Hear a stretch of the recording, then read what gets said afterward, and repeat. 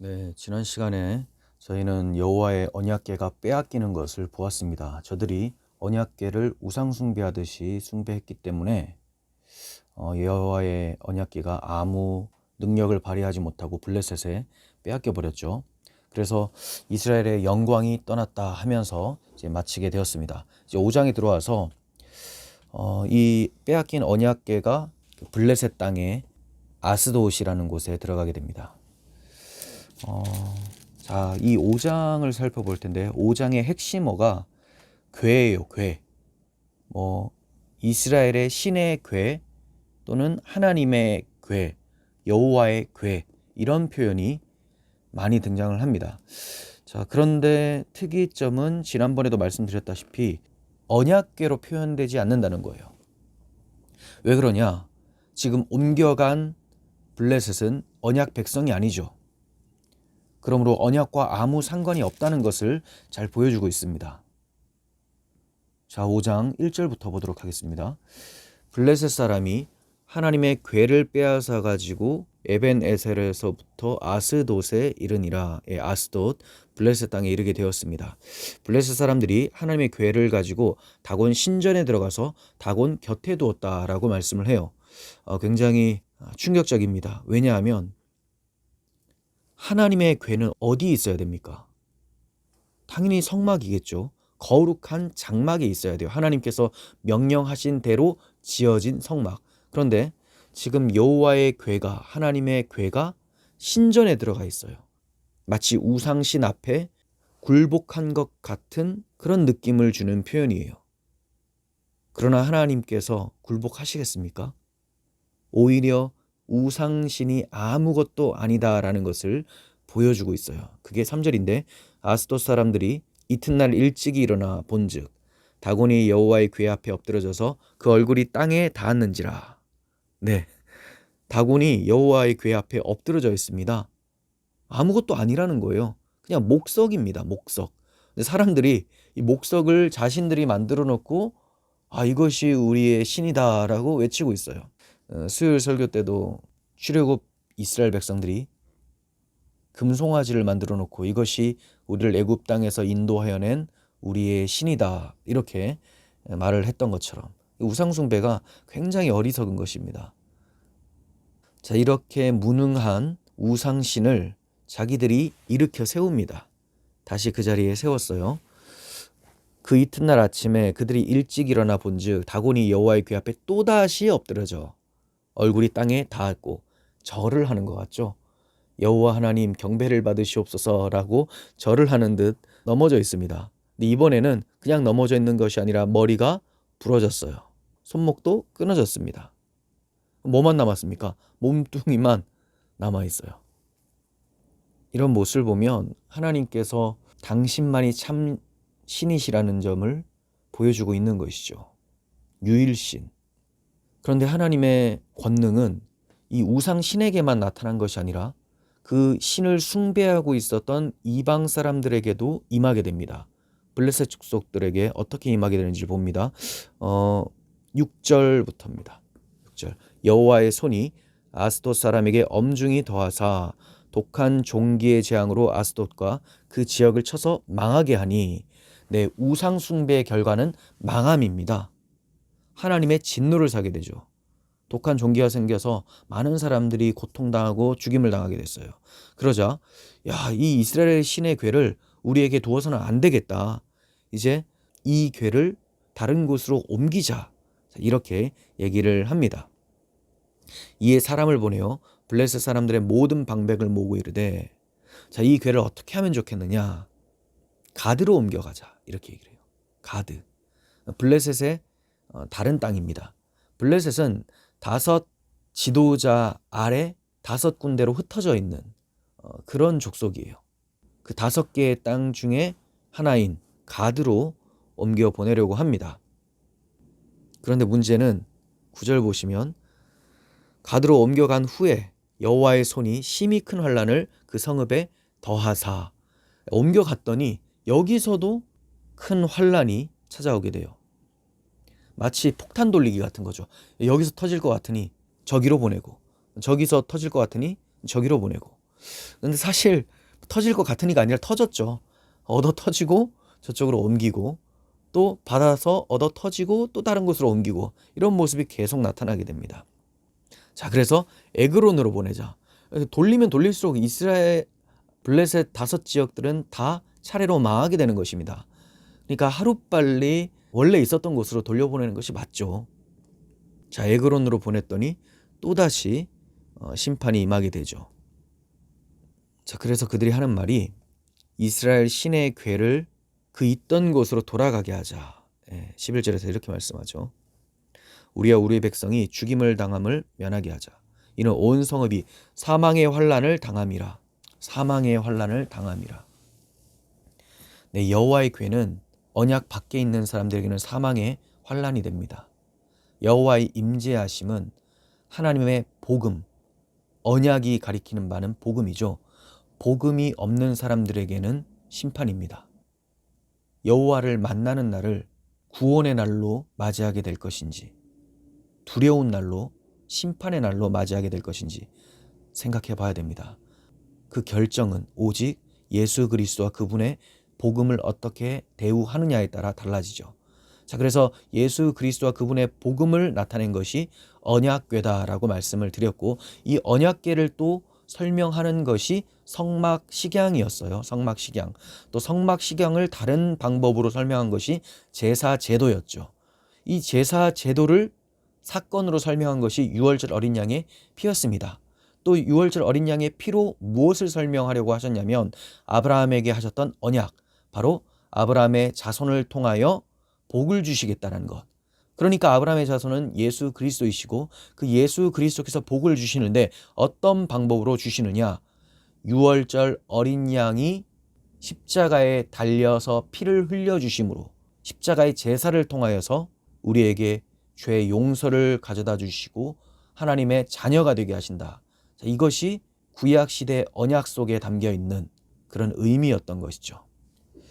그러므로 블레셋 방백들과 같이 언약과 상관없는 불신자들은 하루빨리 회개하고 예수 그리스도와 그분의 복음을 믿어야 하는 것입니다.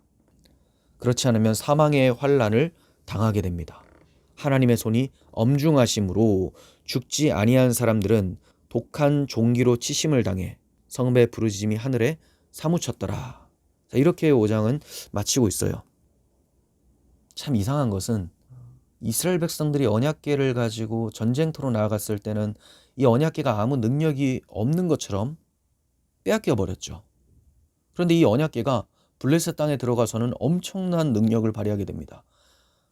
폭탄이라고 느껴질 정도로 터지면 죽는 거예요. 그래서 저들이 이 언약궤를 가지고 있으니 다 죽임을 당하게 됩니다. 어떻게 여호와의 언약궤가 그때는 능력이 없었고 또 이때는 능력이 나타나는가? 자, 이것은 두 가지 측면에서 하나님께서 교훈해 주시는 거예요. 하나님의 언약 백성은 언약을 버리고 언약궤라는 상자에 치중하여 우상 숭배하듯 섬긴다면 그것은 아무 능력이 없다. 자, 이름뿐인 기독교인들, 복음이 무엇인지 모르고 하나님을 경외함도 없는 이런 사람들은 삶 속에서 여호와의 능력을 경험할 수가 없습니다. 복음의 능력을 경험할 수가 없는 거예요. 그래서 하루빨리 회개하라고 하나님은 촉구하고 계시는 거죠. 이스라엘 백성들아, 돌아오라. 언약 안으로 돌아오라. 오늘날 교회들아, 복음으로 돌아오라. 자, 그리고 두 번째는 블레셋 진영에 가셨을 때는 엄청난 능력으로 역사하셨습니다. 이것은 여호와만이 참 신이심을 나타내는 거예요. 이때 여호와께서 자기의 능력을 나타내지 않으셨다면 여호와의 이름이 모독을 받습니다. 야, 이스라엘의 신 아무것도 아니구나. 저들이 얼마나 조롱하며 비난을 하겠습니까? 그러나 하나님께서는 당신의 이름을 위해서, 거룩하신 이름을 위해서 심판을 내리고 계시는 거죠. 자, 그래서 이사야 48장 11절 보시면 하나님께서 바벨론 포로에서 자기 백성을 돌이키게 하시는 이유를 하나님의 이름 때문이다라고 말씀을 하고 있습니다. 나는 나를 위하여 이를 이룰 것이라.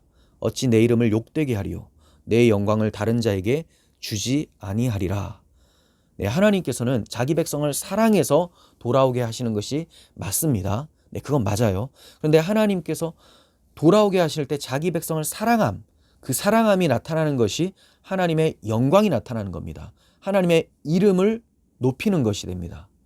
하나님께서 잘못한 것에 대하여 엄중히 진노하시는 공의가 선포되는 것도 영광이요, 또 하나님께서 사랑하시는 자들을 긍휼히 여겨주셔서 돌아오게 하시는 것도 사랑이 선포됨으로 하나님의 이름에 대한 영광이 되는 것입니다.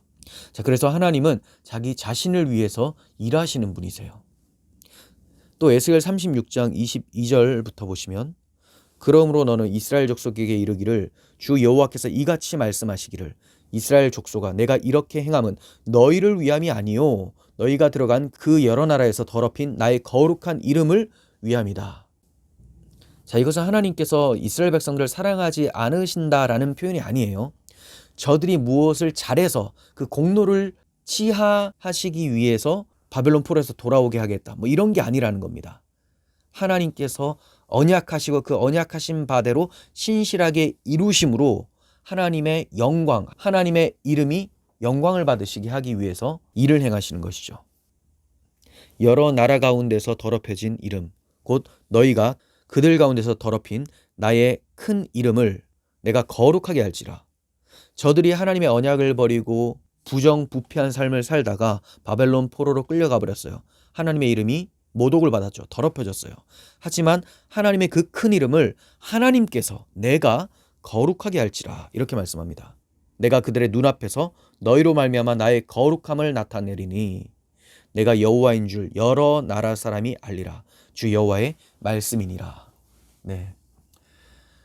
모든 열방이 여호와만이 참 하나님이심을 알게 되고, 또 이스라엘 백성들도 언약의 하나님을 망각하고 우상 숭배하고 있었는데 그제서야 자기를 구원하신 하나님이 누구인지를 알게 된다. 예. 오늘날 우리에게는 어떻게 하나님이 자신을 계시해 주셨습니까? 말씀이 육신이 되어 우리 가운데 거하심에 우리가 그의 영광을 보니 아버지의 독생자의 영광이요 은혜와 진리가 충만하더라. 네. 예수 그리스도를 통하여서 하나님이 어떠한 분이신지를 계시해 주셨어요. 예수 그리스도께서 우리를 위하여 죽기까지 하나님 말씀에 순종하심으로 하나님을 사랑하시고 또 우리를 사랑하심을 나타내 보여주셨습니다. 그래서 십자가의 복음을 알지 못하면 절대로 성경에 계시된 하나님을 섬길 수가 없는 것입니다. 자, 그래서 복음이 선포됨으로 나 여호와가 누구인 줄 알게 되리라. 이렇게 우리는 적용할 수가 있는 것입니다. 자, 여기 보시면 여호와의 손이라고 제가 써놨죠. 여호와의 손. 이 5장에 여호와의 손이라는 표현이 4번이나 나옵니다. 뭐 하나님의 손, 그의 손 이런 표현 다 합쳐서 4번이 나오게 되는데, 이 여호와의 손은 대적을 치실 때도 권능으로 나타났지만 하나님의 괴가 돌아올 때도 권능으로 나타나고 하나님의 백성을 돌아오게 하실 때도 권능으로 나타납니다. 자, 그래서 바벨론 포로에서 돌아오게 하실 때 하나님께서 어떻게 표현하시는지를 봅니다. 하나님의 선한 손에 도우심을 입어. 네, 하나님의 선한 손에 도우심을 입어라고 합니다. 자, 그리고 에스겔 8장 18절 하나님의 선한 손에 도우심을 입고 이렇게 표현하죠. 또 느헤미야 2장 8절 내 하나님의 선한 손이 나를 도우심으로. 느헤미야 2장 18절 하나님의 선한 손이 나를 도우신 일과. 네. 그러니까 하나님의 역사를 하나님의 손이라고 표현을 하고 있어요. 하나님의 역사는 하나님 백성들에게는 구원을 가져다 줍니다. 언약을 성실하게 이행하시죠. 근데 이 언약을 이행하실 때 대적자들은 멸하시는 것이 또 하나님의 공의로움입니다.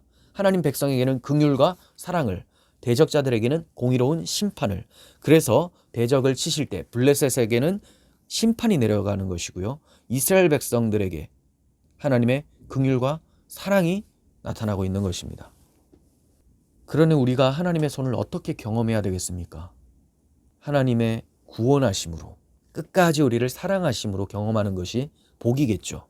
그러기 위해서는 하나님의 언약, 우리에게는 그리스도와 그분의 십자가의 복음을 가슴 깊이 새기고 하나님을 경외하는 삶을 살아야 되는 것입니다. 그럴 때 요한복음 10장 29절 그들을 주신 내 아버지는 만물보다 크심에 아무도 아버지 손에서 빼앗을 수 없느니라. 네, 아버지께서는 우리 마음에 예수 그리스도의 복음을 끝까지 믿게 하심으로 하나님 손에서 아무도 빼앗기지 않도록 보호하시고 구원의 날까지 지켜주시는 분이세요. 오늘 5장을 살펴보았습니다. 우리가 5장을 통해서 기억해야 될 것은 여호와의 이름이 높임을 받아야 된다. 이 세상의 유일한 이름, 예수 그리스도의 이름만이 높임을 받아야 된다. 하나님께서는 어디로 가든지 당신의 이름을 높이기를 원하십니다. 하나님 백성에게 있어서는 예배를 받으심으로 찬송을 돌리게 하심으로 하나님의 이름이 높임을 받으시게 되고 하나님을 대적하는 자들에게는 심판을 내리심으로 하나님의 이름이 높임을 받으시게 하십니다. 그러므로 우리의 모든 초점은 나의 이름 높이는 데에 있는 것이 아니라 오직 하나님의 이름만, 나의 오늘의 삶이 어떻게 하면 여호와의 이름을 영화롭게 할 수 있을까? 자, 그것은 예수 그리스도의 십자가 뒤에 가리워지고 오직 그분의 행하심만을 찬송하며 그분의 뜻에 순종하는 삶, 이것만이 여호와 이름에 영광을 돌리는 것임을 기억해야 되겠습니다. 그렇게 여호와의 이름을 위해 살아가며 주께서 가르쳐 주신 주 기도문을 오늘도 고백하며 그렇게 살아갈 수 있었으면 좋겠습니다. 너희는 이렇게 기도하라. 하늘에 계신 우리 아버지여, 이름이 거룩히 여김을 받으십시오. 여호와 하나님의 이름만이 높임을 받으시는 그런 귀한 하루가 되시기를 바랍니다. 마치겠습니다.